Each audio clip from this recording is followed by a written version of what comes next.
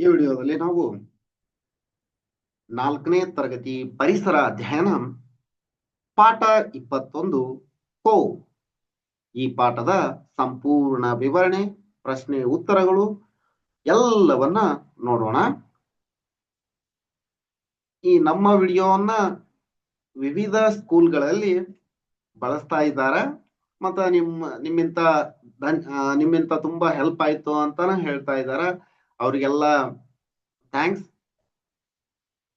ನಿಮ್ಗೆಲ್ರಿಗೂ ಹೆಲ್ಪ್ ಆಗ್ತಾ ಇದೆ ಅಂದ್ರೆ ಅದು ನಮ್ಮ ಸೌಭಾಗ್ಯ ಅನ್ಕೋತೀವಿ ನಾವು. ಇದೇ ರೀತಿ ನಾವೆಲ್ಲ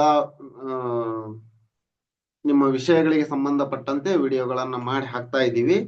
ಈ ಎಲ್ಲ ವಿಡಿಯೋಗಳ ನೋಟಿಫಿಕೇಶನ್ ಪಡಿಬೇಕು ಅಂದ್ರೆ ನೀವು ಬೆಲ್ ಐಕಾನ್ ಅನ್ನ ಒತ್ತಿರಿ. ಈ ಚಾನಲ್ ಅನ್ನ ಸಬ್ಸ್ಕ್ರೈಬ್ ಮಾಡ್ಕೊಂಡಿಲ್ಲ ಅಂದ್ರೆ ಸಬ್ಸ್ಕ್ರೈಬ್ ಮಾಡ್ಕೊಂಡು ಬೆಲ್ ಐಕಾನ್ ಅನ್ನ ಒತ್ತಿ. ಇದರಿಂದ ನಾವು ಅಪ್ಲೋಡ್ ಮಾಡುವ ಎಲ್ಲ ವಿಡಿಯೋಗಳ ನೋಟಿಫಿಕೇಶನ್ ನೀವು ಪಡೆಯುತ್ತೀರಿ. ನೋಡೋಣ, ಈಗ ಪಾಠವನ್ನು ನೋಡೋಣ. ನೀನು ಹಿಂದಿನ ತರಗತಿಯಲ್ಲಿ ಒಳಾಂಗಣ ಮತ್ತು ಹೊರಾಂಗಣ ಆಟಗಳ ಬಗ್ಗೆ ತಿಳಿದಿರುವೆ. ಒಳಾಂಗಣ ಅಂದ್ರ ಒಂದು ಕೋಣೆಯ ಒಳಗಡೆ ಅಥವಾ ಒಂದು ಮೈದಾನ ಅನ್ನೋದಕ್ಕಿಂತ ಮೈದಾನ ಅಂದ್ರೆ ಹೊರಗಡೆ ಆಗುತ್ತ. ಒಂದು ಕೋಣೆ ಅಥವಾ ಒಂದು ಆಟದ 4 ಗೋಡೆಗಳ ಒಳಗಡೆ ಆಡುವಂತಹ ಆಟ. ಹೊರಾಂಗಣ ಅಂತಂದ್ರೆ ಹೊರಗಡೆ ಮೈದಾನದಲ್ಲಿ ಆಡುವಂತಹ ಆಟ. ಶಾಲೆಯಲ್ಲಿ ಶಿಕ್ಷಕರು ಅನೇಕ ಆಟಗಳನ್ನ ಆಡಿಸಿರಬಹುದು.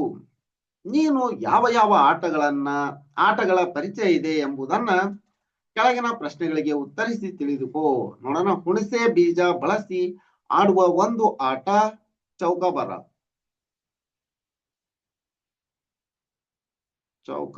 ನೀವು ಆಡಿರ್ತೀರಿ.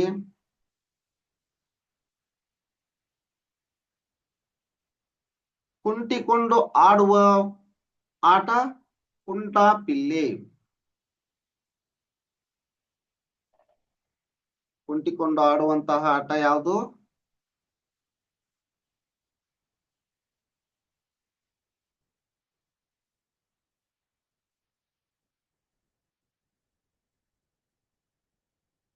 ಕುಂಟಾಪಿಲ್ಲೆ.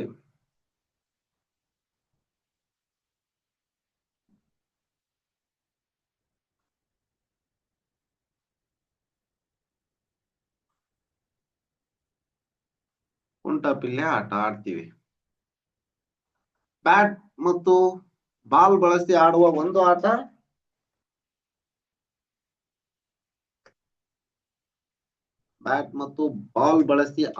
ಒಂದು ಆಟ ಯಾವುದು ಅಂತಂದ್ರ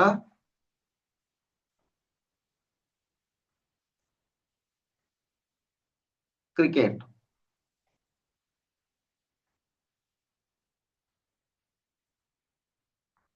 ದಾಳಗಳಿಂದ ಆಡುವ ಆಟ ಪಗಡಿ ಆಟ. ಕವಡೆ ಬಳಸಿ ಆಡುವ ಆಟ ಹಾವು ಏಣಿ ಆಟ. ಕವಡೆ ಬಳಸಿ ಆಡ್ತಾರ.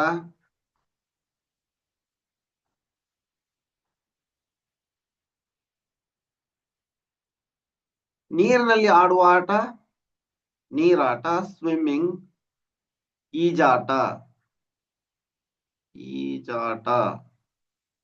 ಈಜುವುದು ಅಂತ ಹೇಳ್ತಾರೆ. ಈಜು. ತಂಡಗಳಲ್ಲಿ ಆಡುವ ಒಂದು ಆಟ ಕಬಡ್ಡಿ ಆಟ. ಕೈಗಳಿಂದ ಆಡುವ ಚಂಡಾಟ ಥ್ರೋಬಾಲ್ ಅಂತ. ಬಾಲು ಎಸೆತ ಥ್ರೋಬಾಲ್. ನಿನ್ನ ಜಿಲ್ಲೆಯ ವಿಶೇಷವಾದ ಆಟ ಕಬಡ್ಡಿ. ನಿಮ್ಮ ಜಿಲ್ಲೆಯಲ್ಲಿ ಬೇರೆ ಆಟ ಆಡ್ತಿರ್ತಾರ. ನಿಮ್ ಜಿಲ್ಲೆಯ ಆಟ ಯಾವುದು ಅನ್ನೋದನ್ನ ಕಮೆಂಟ್ ನಲ್ಲಿ ತಿಳಿಸಿ. ಜಾತ್ರೆಯಲ್ಲಿ ನೀನು ನೋಡಿರುವ ಆಟ ಕುಸ್ತಿ ಆಡ್ತಿರ್ತಾರ. ನೀವು ಜಾತ್ರೆಯಲ್ಲಿ ನೋಡಿದ ಆಟವನ್ನ ಕಮೆಂಟ್ ನಲ್ಲಿ ತಿಳಿಸಿ. ಇಲ್ಲಿ ನೋಡ್ರಿ, ಇಲ್ಲಿ ಕೆಲವು ಆಟಗಳ ಹೆಸರನ್ನ ಮತ್ತು ಆಟದ ಸಾಮಗ್ರಿಗಳ ಚಿತ್ರವನ್ನ ನೀಡಿದೆ. ಇವುಗಳನ್ನ ಹೊಂದಿಸು. ಹಾಕಿ ಎಲ್ಲಿದೆ? ಇಲ್ಲಿದೆ ನೋಡ್ರಿ. ಇದು ಹಾಕಿ. ಹೌದಾ? ಹಾಕಿ. Next cricket. ಕ್ರಿಕೆಟ್ ಎಲ್ಲಿದೆ? Ball bat stumps.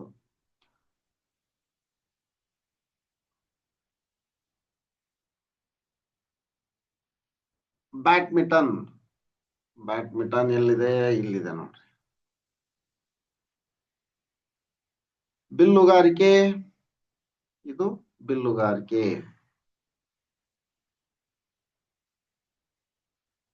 ಕೇರಂ. ಇದು ಕೇರಂ. ಚೆಸ್. ಚೆಸ್ ಎಲ್ಲಿದೆ? ಇಲ್ಲಿದೆ ನೋಡಿ.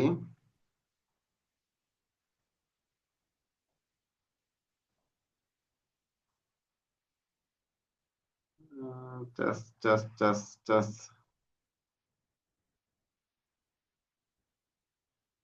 ಇದು ಚೆಸ್.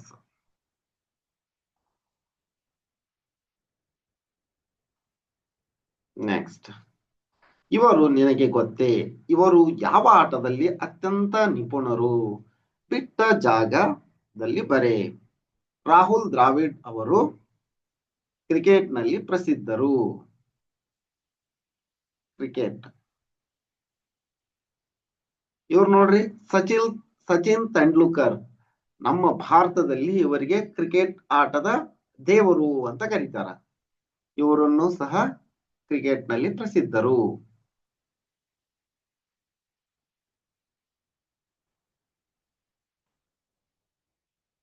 ಪ್ರಕಾಶ್ ಪಡುಕೋಣೆ ನೋಡ್ರಿ, ದೀಪಿಕಾ ಪಡುಕೋಣೆ ಅಂತ ಹೆಸರು ಕೇಳಿರ್ತೀರಿ.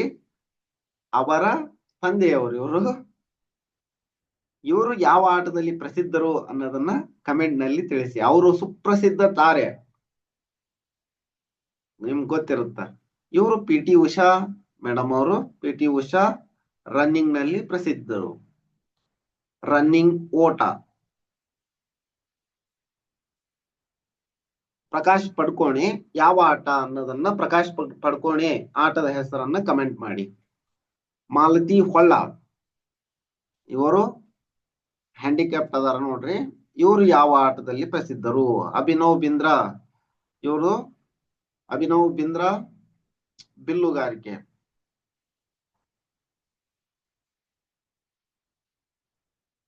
ಧನ್ರಾಜ್ ಪಿಳ್ಳೆ ಕೈಯಲ್ಲಿ ಹಾಕಿ ಹಿಡ್ಕೊಂಡ ಬಿಟ್ರ. ಇವ್ರ ಹೆಸರನ್ನ ಕೇಳಿರ್ತೀರಿ, ಈ ಆಟವನ್ನು ನೋಡಿರ್ತೀರಿ. ವಿಶ್ವನಾಥನ್ ಆನಂದ್. ವಿಶ್ವನಾಥನ್ ಆನಂದ್. ಈ ಆಟವನ್ನ ನೋಡ್ರಿ. ವಿಶ್ವನಾಥ್ ಆನಂದ್ ಯಾವ ಆಟದಲ್ಲಿ ಪ್ರಸಿದ್ಧರು ಅನ್ನೋದನ್ನ ಕಮೆಂಟ್ ಮಾಡಿ. ಸಾನಿಯಾ ಮಿರ್ಜಾ ಟೆನ್ನಿಸ್ ತಾರೆ. ಟೆನ್ನಿಸ್. ಮಮತಾ ಪೂಜಾರಿ ಇವರು ಸುಪ್ರಸಿದ್ಧರು. ಅವ್ರ ಮುಖವನ್ನ ನೋಡಿದ್ರ ನಿಮ್ಗೆ ಗೊತ್ತಾಗತ್ತ ಅವ್ರು ಯಾವ ಆಟ ಆಡ್ತಾರಂತ. ಇವ್ರ ಹೆಸರನ್ನ ಕೇಳಿರ್ತೀರಿ, ನಿಮ್ ತಂದೆ ತಾಯಿಯವ್ರು ಕೇಳಿರ್ತಾರ. ಇವರು ಮಮತಾ ಪೂಜಾರಿ ಅವರು ಯಾವ ಆಟದಲ್ಲಿ ಪ್ರಸಿದ್ಧರು ಅನ್ನೋದನ್ನ ಕಮೆಂಟ್ ಮಾಡಿ.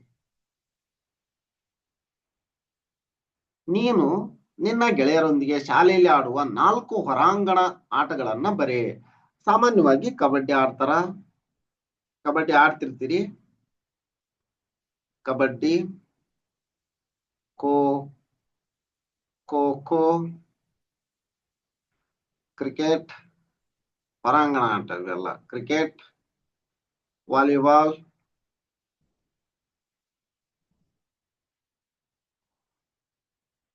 ಈಗ ನೋಡ್ರಿ, ಈಗ 4ನೇ ತರಗತಿಯ ಮಕ್ಕಳಿಗೆ ಅಂದು ಖುಷಿಯೋ ಖುಷಿ. ಅವರ ಶಿಕ್ಷಕಿ ಅಂದು ಖೋ ಆಟ ಹೇಳಿಕೊಡುವ ದಿನ. ಕಾತರವಾಗಿ ಕಾಯುತ್ತಿದ್ದ ಮಕ್ಕಳನ್ನ ಶಿಕ್ಷಕಿ ಆಟದ ಬಯಲಿಗೆ ಕರೆತಂದರು. ಖೋ ಮೈದಾನ ತೋರಿಸಿದರು. ಇಲ್ಲಿ ಕಾಣ್ತಾ ಇದೆಯಲ್ಲ, ಇದು ಖೋ ಮೈದಾನ. ಇಲ್ಲೊಂದು ಕಂಬ ನೆಟ್ಟಿದ್ದಾರೆ. ಇಲ್ಲಿ 8 ಲೈನ್ ಹಾಕ್ಯಾರ. ಇದು ಕಾಮನ್ ಲೈನ್. ಇವು ವರ್ಟಿಕಲ್ ಲೈನ್ಸ್. ಇದು ಹಾರಿಜಾಂಟಲ್ ಲೈನ್. ವರ್ಟಿಕಲ್ ಆಗಿ 2 ಕಂಬವನ್ನ ನಟ್ರ. ಇಲ್ಲಿ ಮಕ್ಕಳೆಲ್ಲ ಮೈದಾನವನ್ನ ಸುತ್ತಿ ಬಂದ ನಂತರ ಶಿಕ್ಷಕಿ ಈ ಪ್ರಶ್ನೆಗಳನ್ನ ಕೇಳಿದರು. ಚಿತ್ರದಲ್ಲಿ ತೋರಿಸಿದ ಖೋ ಮೈದಾನವನ್ನ ನೋಡಿ ಶಿಕ್ಷಕಿ ಕೇಳಿದ ಪ್ರಶ್ನೆಗಳಿಗೆ ನೀನು ಉತ್ತರ ಬರೆ. ಖೋ ಮೈದಾನವು ಯಾವ ಆಕಾರದಲ್ಲಿದೆ? ಯಾವ ಆಕಾರದಲ್ಲಿದೆ? ಆಯತಾಕಾರ. ಆಯತಾಕಾರ, ರೆಕ್ಟ್ಯಾಂಗ್ಯುಲರ್ ಶೇಪ್, ಆಯತಾಕಾರದಲ್ಲಿದೆ. ಖೋ ಅಂಕಣದಲ್ಲಿ ಎಷ್ಟು ಕಂಬಗಳಿವೆ? 2 ಕಂಬಗಳು ಅದಾವು. 2 ಕಂಬಗಳ ಮಧ್ಯದಲ್ಲಿ ಎಷ್ಟು ಚೌಕಗಳಿವೆ? 8. ನೋಡನ್ರಬೇಕಂದ್ರ 8 ಚೌಕಗಳದಾವು. ನೋಡ್ರಿ, 1 ಚೌಕ, 2, 3, 4, 5, 6, 7, 8 ಚೌಕಗಳದಾವು. ಕಂಬದಿಂದ ಕಂಬಕ್ಕೆ ಎಷ್ಟು ಗೆರೆಗಳನ್ನ ಎಳೆಯಲಾಗಿದೆ? ನೋಡಿದ್ವಲ್ಲ, ಕಂಬದಿಂದ ಕಂಬಕ್ಕೆ ಇರುವ ಇಲ್ಲೊಂದು ಕಂಬ ಐತಿ ಅಂದ್ರ ಇದೊಂದು ಕಂಬ, ಇದು ಒಂದು ಕಂಬ, ಹೌದಾ? ಕಂಬದಿಂದ ಕಂಬ ಇಲ್ಲಿ 8 ಚೌಕಗಳದವು. ಈ ತರ 8 ಚೌಕಗಳದವು ಒಟ್ಟು, ಅಂಡ್ ಸೋ ಆನ್. ಈ ತರ 8 ಚೌಕಗಳದವು. ಇಲ್ಲಿ ಈ ತರ ಗೆರೆ, ಇವು 2 ಗೆರೆ ಅಂತಂದ್ರ 16 ಆಯ್ತು.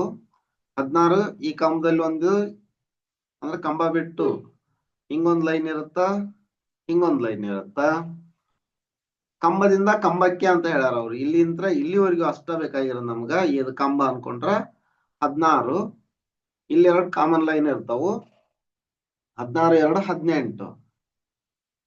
18 ಕಂಬ ಇರೋದೊಂದು, ಅವು 2, ಒಟ್ಟು 20 ಲೈನ್, 20 ಗೆರೆಗಳು.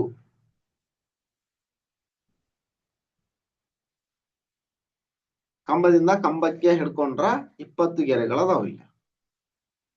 ಶಿಕ್ಷಕಿ ಮಕ್ಕಳನ್ನ 12 ಜನ ಆಟಗಾರರ ಒಂದು ತಂಡದಂತೆ 2 ತಂಡಗಳಾಗಿ ಮಾಡಿದರು. ಒಂದು ತಂಡ ಓಡುವ ತಂಡ, ಮತ್ತೊಂದು ತಂಡ ಮುಟ್ಟುವ ತಂಡ. ಓಡುವ ತಂಡ, ಮುಟ್ಟುವ ತಂಡ. ಅನಂತರ ಶಿಕ್ಷಕಿ ಆಟದ ನಿಯಮಗಳು ಮತ್ತು ಆಡುವ ಕ್ರಮಗಳನ್ನ ವಿವರಿಸಿದರು. ಈಗ ನಿಯಮಗಳನ್ನು ನೋಡ್ಬಿಡ್ರಿ. ಆಟದಲ್ಲಿ 2 ಸರದಿ ಇರುತ್ತದೆ. ಪ್ರತಿ ಇನ್ನಿಂಗ್ಸ್ ನಲ್ಲಿ, ಅಂದ್ರೆ ಪ್ರತಿ ಸರದಿಯಲ್ಲಿ ಓಡುವ ಮತ್ತು ಮುಟ್ಟುವ ಸುತ್ತುಗಳಿರ್ತವೆ. ಒಂದು ಸುತ್ತಿನ ಕಾಲಾವಧಿ 7 ನಿಮಿಷಗಳು. ಅಂದ್ರ ಇದು ಸ್ಟ್ಯಾಂಡರ್ಡ್ ಟೈಮ್ 7 ನಿಮಿಷಗಳು ಅಂತ ಹೇಳ್ತಾರ. ಒಮ್ಮೊಮ್ಮೆ ಜಾಸ್ತಿನೂ ಮಾಡ್ತಾರ, ಕಡಿಮೆನೂ ಮಾಡ್ತಾರ. ಅಲ್ಲೇ ಸಿಚುವೇಶನ್ ನೋಡ್ಕೊಂಡು ಟೈಮ್ ಅನ್ನ ಇದನ್ನ ಮಾಡ್ತಾರ. ಖೋ ತಂಡವೊಂದರಲ್ಲಿ ಒಟ್ಟು 12 ಆಟಗಾರರಿರುತ್ತಾರೆ. ಅವರಲ್ಲಿ 9 ಆಟಗಾರರು ಆಡುವವರು, 3 ಬದಲಿ ಓಟಗಾರರು. 9 ಜನ ಅಲ್ಲೇ ಓಡುವವರು, ಇನ್ನು 3 ಜನ ಇರ್ತಾರಲ್ಲ, ಅವರು ವಿರುದ್ಧ 9 ಜನ ಮುಟ್ಟುವವರು. 3 ಜನ ಓಡ್ತಿರ್ತಾರ. ಅಂದ್ರೆ ಒಂದು ಪಂದ್ಯದಲ್ಲಿ 12, ಇನ್ನೊಂದು ಪಂದ್ಯದಲ್ಲಿ 12, ಈ ತರ ಇರ್ತಾರ. ಇಲ್ಲಿ ನೋಡ್ರಿ, ಇಲ್ಲಿ 9 ಅದಾರಲ್ಲ, ಇವರು ಓಡುವವರು, ಇವರು ಮುಟ್ಟಿಸಿಕೊಳ್ಳುವವರು. ಈ ಸರದಿ ಅಂತೆ ಕುಂತಿರ್ತಾರ. 3, 3, 3, 9 ಜನ ಇವರು. ಇಲ್ಲಿ 3 ಜನ ಹೋಗ್ಯಾರ ಅಂತಂದ್ರ ಒಟ್ಟು ಆಟದೊಳಗ ಹೋಗೋರು ಇವರು. ಇಲ್ಲಿಷ್ಟ 9 ಜನ ಹೋಗ್ತಾರ. ಇವ್ರು 3 ಜನ ಎಕ್ಸ್ಟ್ರಾ ಪ್ಲೇಯರ್ಸ್, ಏನ್ರ ಆದ್ರ ಹೋಗೋವಂತವ್ರು. 9 ಜನ ಅಷ್ಟ ಆಡ್ತಿರ್ತಾರ. ಇಲ್ಲಿ 9 ಜನ ಅದಾರಿಲ್ಲ, ಇಲ್ಲಿವರೆಗೂ ಆಡ್ತಿರ್ತಾರ. ಮತ್ ಇವರು 9 ಜನ ಆಡ್ತಿರ್ತಾರ.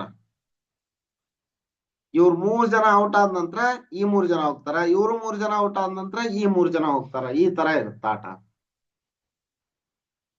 ಎಷ್ಟು ಜನ ಆಟಗಾರರು ಕುಳಿತಿದ್ದಾರೆ? 8 ಜನ ಕುಳಿತುಕೊಂಡ್ರ. ಕಂಬದ ಬಳಿ ಎಷ್ಟು ಆಟಗಾರರು ನಿಂತಿದ್ದಾರೆ? ಒಬ್ಬರು, 1. ಆಟಗಾರರು ಹೇಗೆ ಕುಳಿತಿದ್ದಾರೆ? ಎದುರು ಬದುರು. ಎದುರು ಬರುದ್ರು ಅಂದ್ರೆ ವಿರುದ್ಧ ದಿಕ್ಕಿನಲ್ಲಿ.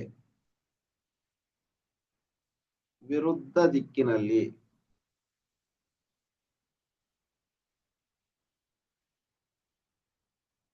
ವಿರುದ್ಧ ದಿಕ್ಕಿನಲ್ಲಿ ಕುಂತಿರ್ತಾರ ಅವರು. ನೋಡ್ರಿ,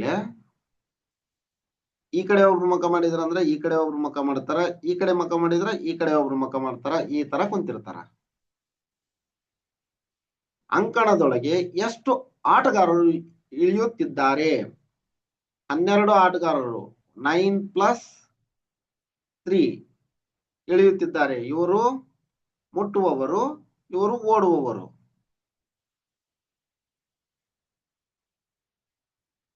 ಇವರು ಮುಟ್ಟುವವರು.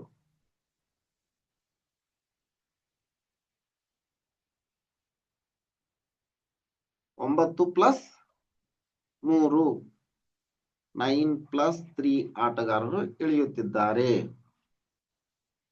ಆಟದ ಮೈದಾನದ ಬಳಿ ಎಷ್ಟು ಗುಂಪು ಸಿದ್ಧವಾಗಿ ಕುಳಿತಿದೆ? ಪ್ರತಿ ಗುಂಪಿನಲ್ಲಿ ಎಷ್ಟು ಆಟಗಾರರಿದ್ದಾರೆ?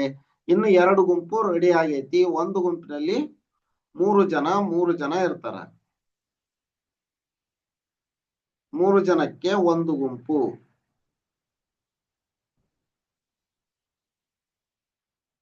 ಅಲ್ಲಿ ಕುಳಿತುಕೊಂಡರಲ್ಲಿ ಚಿತ್ರದಲ್ಲಿ ಏನು ನಡೆಯುತ್ತಿದೆ? ಮುಟ್ಟುವವರು ಓಡುವವರನ್ನ ಮುಟ್ಟುತ್ತಿದ್ದಾರೆ.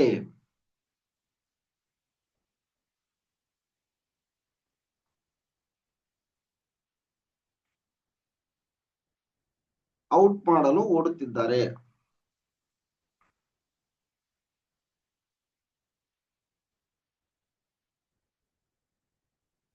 ಔಟ್ ಮಾಡಲು ಓಡುತ್ತಿದ್ದಾರೆ.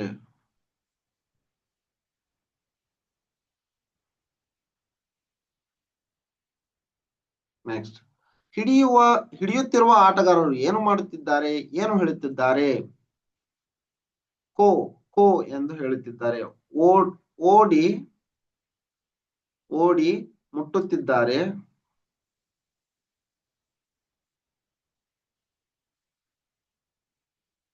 ಕೋ ಎಂದು ಹೇಳುತ್ತಿದ್ದಾರೆ.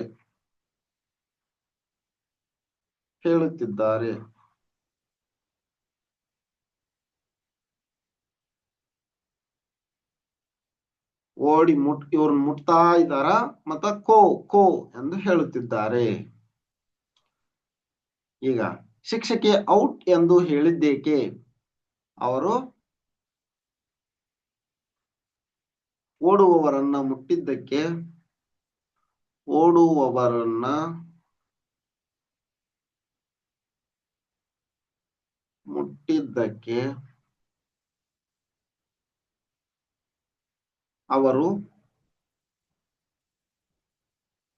ಔಟ್ ಆದರು.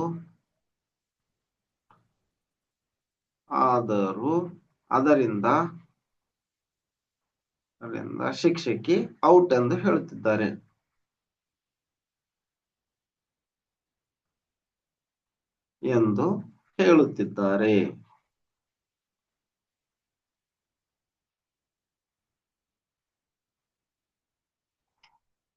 ನೆಕ್ಸ್ಟ್, ಆಟ ಆಡಿದ ನಂತರ ಶಿಕ್ಷಕಿ ಮಕ್ಕಳಿಗೆ ನಿಯಮಗಳನ್ನ ಚಿತ್ರದ ಮೂಲಕ ಮತ್ತೊಮ್ಮೆ ಸರಿಯಾಗಿ ಹೇಳಿಕೊಟ್ಟರು.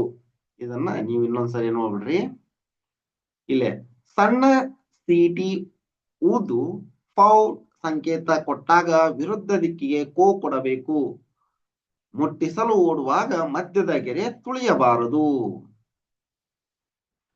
ಈ ಮಧ್ಯದ ಗೆರೆ, ಎಲ್ಲಿರೋ ಗೆರೆಯನ್ನ ತುಳಿಯಬಾರದು ಅಂತ.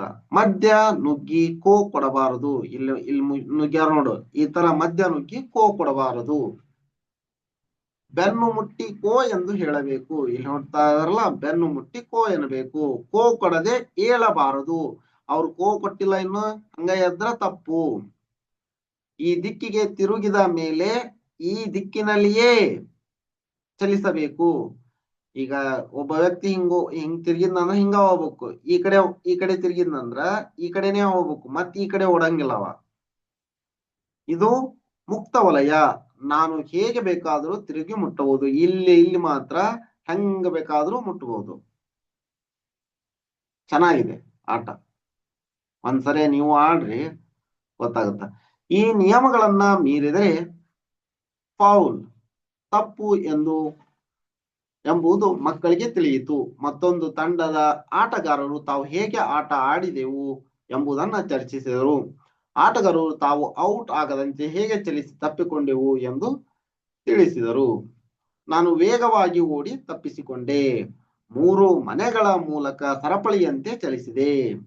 ಇಲ್ಲಿ ನೋಡ್ರಿ, ಸಣ್ಣ ವೃತ್ತದಲ್ಲಿ ಚಲಿಸಿ ತಪ್ಪಿಸಿಕೊಂಡೆ, ಓಡುವಾಗ ದಿಕ್ಕನ್ನು ಬದಲಾಯಿಸಿ ತಪ್ಪಿಸಿಕೊಂಡೆ ಅಂತ ಈ ರೀತಿ ಒಬ್ಬೊಬ್ರು ಅವ್ರವ್ರ ಯಾವ ತರ ತಪ್ಪಿಸ್ಕೊಂಡ್ರು ಅನ್ನೋದನ್ನ ಹೇಳ್ತಾ ಇದ್ದಾರೆ. ಆಡಿದ ನಂತರ ಮಕ್ಕಳು ಮತ್ತು ಶಿಕ್ಷಕಿ ತರಗತಿಗೆ ತೆರಳಿದರು. ಖೋ ಖೋ ಆಟದ 4 ನಿಯಮಗಳನ್ನ ಬರೆ. ಈಗೆಲ್ಲ ನೋಡಿದ್ರಲ್ಲ, 4 ನಿಯಮನ್ನ ಬರಿತೀರಿ. ಓಕೆ, ನೀನು ಇದುವರೆಗೂ ಖೋ ಆಟದ ನಿಯಮಗಳನ್ನ ತಿಳಿದೆ. ಇದೇ ರೀತಿ ಬೇರೆ ಬೇರೆ ಆಟದ ನಿಯಮಗಳನ್ನ ಪರಿಚಯ ಮಾಡಿಕೋ. ನಿನಗೆ ಅಥವಾ ನೀನು ಆಡುವ ಯಾವುದಾದ್ರೂ ಆಟದ ಮುಖ್ಯ ನಿಯಮಗಳನ್ನ ಬರೆ. ಈಗ ಉದಾಹರಣೆ ಕಬಡ್ಡಿ ತಗೊಳ್ರಿ ಅಥವಾ ಕ್ರಿಕೆಟ್ ತಗೊಳ್ರಿ. ನಿಮ್ಗೆ ಇಷ್ಟವಾದ ಯಾವ್ದಾದ್ರೂ ಆಟ ತಗೊಂಡು ಅದರ ನಿಯಮ ಬರಿ. ಗುಂಪು ಆಟಗಳಿಂದ ನಿನಗಾಗುವ ಪ್ರಯೋಜನಗಳೇನು? ಗೆಳೆಯರೊಂದಿಗೆ ಚರ್ಚಿಸಿ ಬರೆ. ಏನ್ ಸಿಗುತ್ತಾ? ಮೊದಲಿಗೆ ಮನೋರಂಜನೆ ಸಿಗುತ್ತಾ? ಮನೋರಂಜನೆ ಸಿಗುತ್ತಾ? ನೆಕ್ಸ್ಟ್ ಸಹಕಾರ ಮನೋಭಾವ ಬೆಳೆಯುತ್ತಾ? ಸಹಕಾರ ಮನೋಭಾವ, ಇಲ್ಲ ಅಂದ್ರೆ ಗೆಲ್ಲಕ್ಕಾಗಲ್ಲ ಆಟದೊಳಗ. ಸಹಕಾರ ಮನೋಭಾವ ಬೆಳೆಯುತ್ತಾ? ಮತ್ತ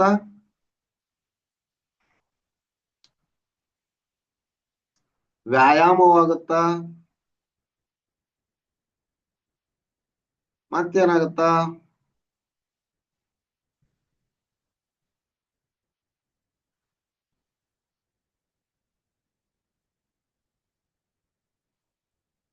ಇನ್ನೊಂದಿಷ್ಟನ್ನ ನೀವು ಬರೀರಿ. ಇದಿಷ್ಟು.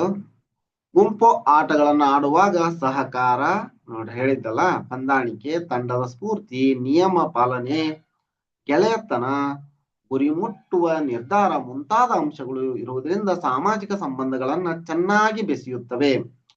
ಆಟಗಳಿಂದ ನಮ್ಗೆ ಮನೋರಂಜನೆ ದೊರೆಯುತ್ತದೆ. ಇದೇ ರೀತಿ ಜಾತ್ರೆ, ಸರ್ಕಸ್ಗಳ ಮೂಲಕವೂ ಮನೋರಂಜನೆ ದೊರೆಯುತ್ತದೆ. ಹೌದು, ಇಲ್ಲಿ ನೋಡ್ರಿ, ನೀನು ಜಾತ್ರೆಯ ಬಗ್ಗೆ ನೀನು ಈಗಾಗಲೇ ತಿಳಿದಿರುವೆ. ಇಲ್ಲಿ ಸರ್ಕಸ್ಸಿನ ಒಂದು ಚಿತ್ರ ಇದೆ, ಗಮನಿಸು. ಇಲ್ಲಿ ಸರ್ಕಸ್ ಆಡಾಕೊಂತಾರ ನೋಡ್ರಿ. ನೀವು ಸರ್ಕಸ್ ಅನ್ನು ನೋಡಿರ್ತೀರಿ, ಹೌದಾ? ಎಷ್ಟ್ ಚೆನ್ನಾಗಿ ಆಡಾಕೊಂತಾರ ಅವ್ರು. ಇಲ್ಲಿ ಹಗ್ಗದೊಳಗ ತೂರ್ಕೊಂಡ್ರ. ಸರ್ಕಸ್ ನಲ್ಲಿ ಏನೇನು ವಿಶೇಷತೆ ಇದೆ ಎಂಬುದನ್ನ ಪಟ್ಟಿ ಮಾಡು. ಇಲ್ಲಿ ನೋಡ್ರಿ, ರಿಂಗ್ಸ್ ಅದಾವು. ಹುಡುಗಿ ಒಂದ್ ಗಾಲಿ ಮೇಲೆ ಒಂದು ಚಕ್ರದ ಮೇಲೆ ಹೋಗ್ತಾ ಇದ್ದಾರೆ, ಚಲಿಸ್ತಾ ಇದ್ದಾರೆ ಇವರು.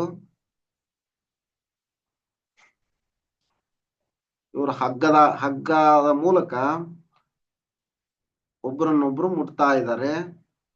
ನೀನು ನೋಡಿರುವ ಅಥವಾ ಕೇಳಿರುವ ಸರ್ಕಸ್ ಬಗ್ಗೆ 4 ಸಾಲುಗಳನ್ನ ಬರೀರಿ. ನೆಕ್ಸ್ಟ್ ಓದಿ ತಿಳಿ ನೋಡ್ಬಿಡ್ರಿ. ಹಿಂದೆ ಬಹಳ ಜನಪ್ರಿಯತೆ ಗಳಿಸಿದ್ದ ಸರ್ಕಸ್ಗಳ ಸಂಖ್ಯೆ ಇಂದು ಕಡಿಮೆ ಆಗುತ್ತಿದೆ. ಇದಕ್ಕೆ ಕಾರಣವೇನೆಂದರೆ, ಇಲ್ಲಿ ಕಾರಣ ಕೊಟ್ಟರ ನೋಡ್ಕೊಳ್ಳಿ.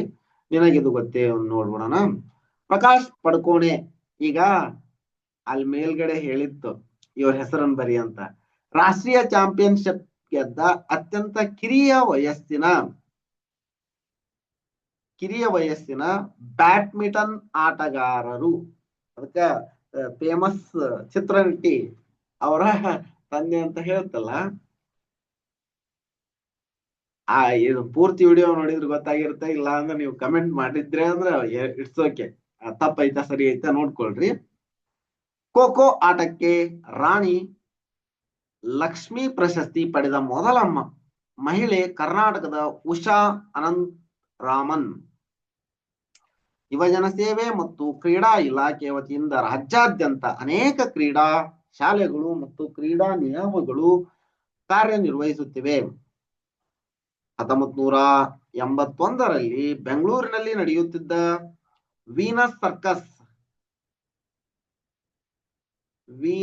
ಸರ್ಕಸ್ ಬೆಂಕಿ ಬಿದ್ದು 92 ಜನರು ಮೃತರಾದರು. ಸುಮಾರು 300 ಜನ ಗಾಯಗೊಂಡಿದ್ದರು. ಯಾವಾಗ? 1981ರಲ್ಲಿ.